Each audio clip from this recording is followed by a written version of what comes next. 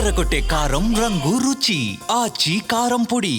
రాష్ట్రంలో మైనర్ బాలికలపై అత్యాచారాలు పెరిగిపోతున్నా కూటమి ప్రభుత్వం నిర్లక్ష్యంగా వ్యవహరిస్తోందని ఆందోళనకు దిగారు మాజీ ఎంపీ మార్గాని భరత్. రాజమండ్రిలో సాంఘిక సంక్షేమ వసతి గృహంలో 10వ తరగతి బాలిక లైంగిక దాడికి గురికావడంపై తీవ్రస్థాయిలో స్పందించారాయన. సంఘటన జరిగినప్పుడు కూటమి ప్రజాప్రతినిధులు హడావుడి చేయడం మినహా ఇటువంటి ఘటనలో కఠిన చర్యలు తీసుకునే పరిస్థితి లేదన్నారు. రాష్ట్రంలో బాలికలకు రక్షణ కల్పించే పరిస్థితి లేనప్పుడు కూటమి ప్రజాప్రతినిధులు రాజీనామా చేయాలని డిమాండ్ చేశారు భరత్. మరింత సమాచారం మా ప్రతినిధి హరీష్ అందిస్తారు. రాజమండ్రిలో బాలికల సంక్షేమ వసతి గృహంలో 10వ తరగతి చదువుతున్న మైనర్ బాలికపై అత్యాచారం జరగడాన్ని వైఎస్ఆర్సీపీ తీవ్రంగా నిరసిస్తుంది. దీనికి సంబంధించి మాజీ ఎంపీ భరత్ ఆందోళన దిగారు. సార్ చెప్పండి, రాజమండ్రి తుని ఎక్కడ చూసుకున్నా సరే మైనర్ బాలికల మీద అఘాయిత్యాలు పెరిగిపోతున్నాయి. ఇవాళ మహిళల పైన తెలుగుదేశం నాయకులే కీచకులుగా తయారయ్యారు.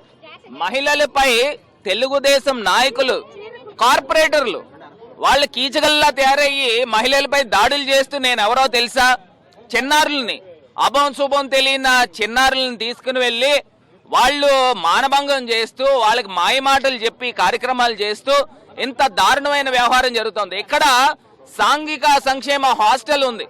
ఒక ఎస్సీ బాలిక 10th క్లాస్ చదువుతున్న బాలికని ఇద్దరు యువకులు సాయంత్రం 5:30కి తీసుకెళ్లారని చెప్తా ఉన్నారు. ఎన్నింటికి వచ్చిందని అంటే 6:30కని అబద్ధం ఆడుతున్నారు. దీనికి సీసీ ఫుటేజీలు కావాలి.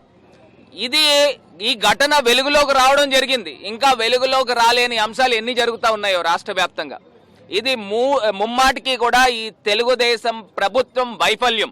ఎందుకంటే సాక్షాత్తు తెలుగుదేశం కార్పొరేటర్లు, కౌన్సిలర్లే దీంట్లో ఈ అమ్మాయిల పైన అఘాయిత్యాలు చేసే దాంట్లో పాల్పంచుకుంటా ఉంటే వీళ్ళు ప్రజలకు ఏం సమాధానం చెప్తారండి? వీళ్ళు మళ్ళీ పైకి తీసుకుని వచ్చి చాగంటి కోటేశ్వరరావు గారు లాంటి మహనీయుల్ని తీసుకుని వచ్చి వాళ్ళని ప్రజలకి ఉద్దేశాలు చెప్తా ఉన్నారు. నేను చెప్తా ఉన్నా, ఈ తెలుగుదేశం పార్టీ నాయకులు కూర్చోబెట్టి ఆయనతో కౌన్సిలింగ్ చేయించాలి.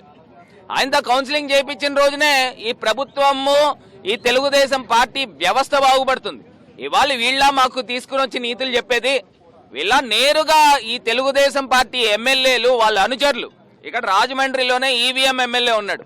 ఈవీఎం ఎమ్మెల్యే అనుచరుడు ఒక ఎస్సీ బాలికని కడుపు చేసి ఆ బిడ్డని బయటికి తీసి చంపేసినా కూడా ఏదో కేసు కట్టారు, జైలుకి వెళ్ళారు, బెయిల్ మీద బయటకు వచ్చాడు.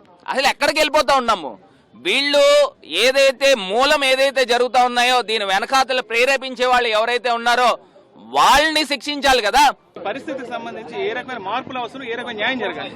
నేను చెప్తా ఉన్నానండి, ఈ ప్రభుత్వము అసలు కొనసాగించడానికి ఎట్టి పరిస్థితుల్లో అర్హులు కాదు. వీళ్ళు ఇమీడియట్ గా దీని బాధ్యత తీసుకుని వీళ్ళు రాజీనామా చేయాలి. ఈ ప్రభుత్వము ఎందుకు పనికిరాని ప్రభుత్వం. ఎప్పటికైనా ఈ వ్యవస్థ మార్పుకు సంబంధించి పూర్తి స్థాయిలో చర్యలు తీసుకోవాలి, లేదంటే ప్రజాప్రతినిధులు రాజీనామా చేయాలని భారత్ డిమాండ్ చేస్తారు. రాజమండ్రి నుంచి విజయ్ హరీష్ ఫర్ సాక్షి.